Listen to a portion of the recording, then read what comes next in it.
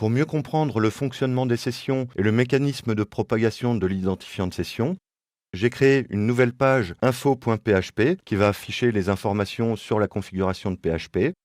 J'ai rajouté aussi l'affichage de l'identifiant de session actuel. Et dans la page info.php, je commence par session start.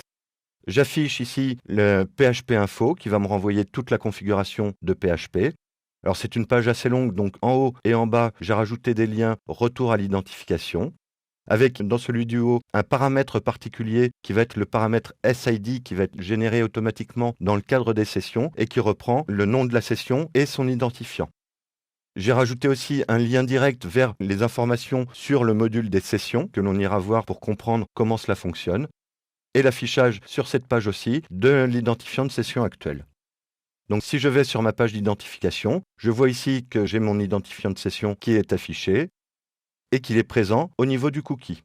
Si je clique sur voir les informations sur PHP, on voit que l'identifiant de session a bien été transmis par le biais du cookie.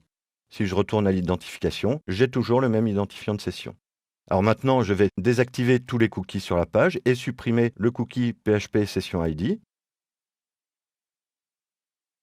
Donc si je recharge la page, on voit ici que l'identifiant de session a changé, et si je clique sur voir les informations sur PHP, l'identifiant de session n'est plus le même.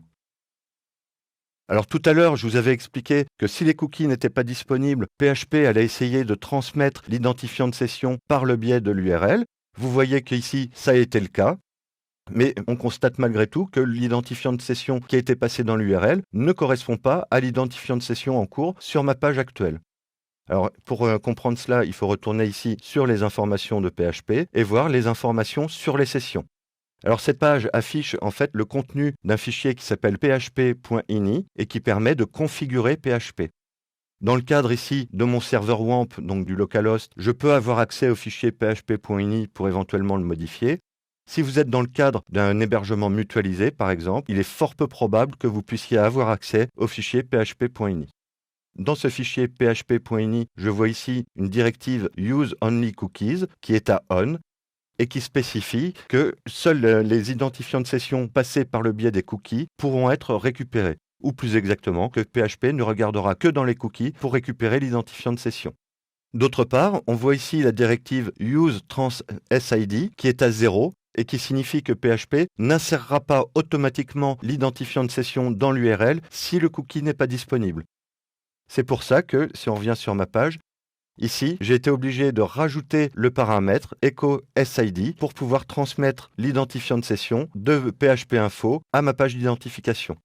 Si je retourne ici sur le lien et que je clique sur ce lien-ci, on voit que là, l'identifiant de session n'est pas passé, puisque dans le deuxième lien, je n'ai pas rajouté l'instruction echo SID. Alors on va voir maintenant sur un hébergement ce que cela peut donner. Donc sur video2brain.developper.com, sur lequel j'ai transféré exactement les mêmes fichiers dans le répertoire test. Donc ici, si je regarde, je n'ai toujours pas mon cookie d'identification, puisque j'ai toujours les cookies désactivés sur ma page. Là, je vais aller regarder les informations sur PHP, en notant bien le début de l'identifiant de session, 6AAD. On voit bien que l'identifiant de session a été modifié.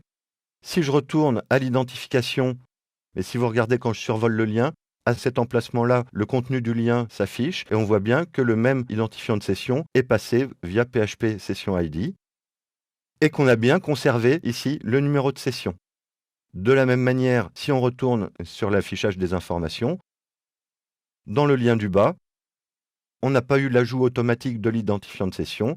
Et donc pour voir comment ça se fait, on clique sur voir les informations sur les sessions. Et ici, on voit que Use Only Cookies est à off. C'est pour ça que quand on transmet l'identifiant de session dans l'URL, PHP est capable de la récupérer sur la page suivante. En revanche, Use Trans SID est à 0. Donc l'ajout automatique de l'identifiant de session n'est pas en place.